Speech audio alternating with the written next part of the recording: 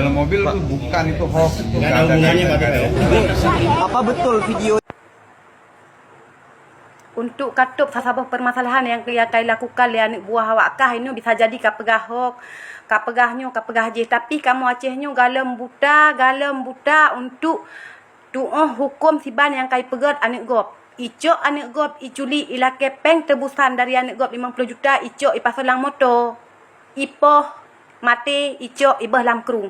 Nyan kamu galam buta. Media udip. Nyo masa media udip masa TikTok viral masa dumpu kanai. No kali masa Belanda jamun. Jid kapu balut-balut kapagah PKI butui. Padahal PKI mentang udip awak kah PKI yan. PKI pali. Ino urang Aceh kajut nebedah mandum nenging nyan. Menye ino nyo kaputa fakta kapagah hok. Hana masalah kapagah hok. Sebab karena pu. Ino alasan kaputa fakta serba macam kapagah karena ji imukat tramadol. Iji mafia imukat ubat terlarang. Mafianyo mafia ji.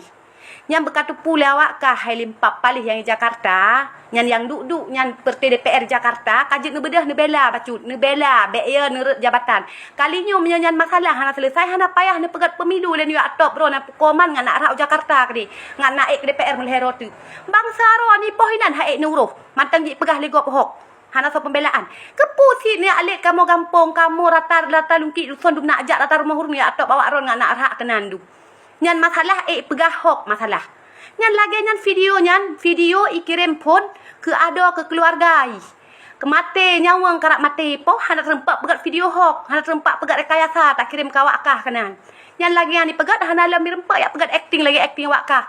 Awak kah jika macam terbicara acting.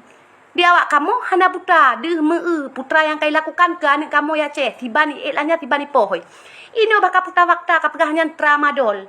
Tramadol memang ji memasalah ji bersalah ji mafia raya nah hukum Indonesia nah hukum ka penjara seumudep kamu hana bengi karena pukai pegat salah kacok ka penjara sehukuman mati seumudep kamu hana bengi tapi kerana cara kaculi kapo kalau kepeng 50 juta wap hansip setoran ternyata hansip gaji awak kah du mah hansip gaji yang duduk tentera duk koma yang duk hansip gaji ino je pegah je hana masalah bedah rakyat Aceh bedah bek buta warna bek buta baca nging media bek buta nyan keluarga kai bedah yang kat bicara nyan su anak urung nyan handa rempak pegat pelo minosiar anak karak mati poh rempak cok video hok nyan anak karak kumah elanya bak ilake le mati poh icok iklam kerung bid haram jadah PKI kai bedah belum ternyata kalau mabih masa Belanda kau dep belum masa Belanda rupanya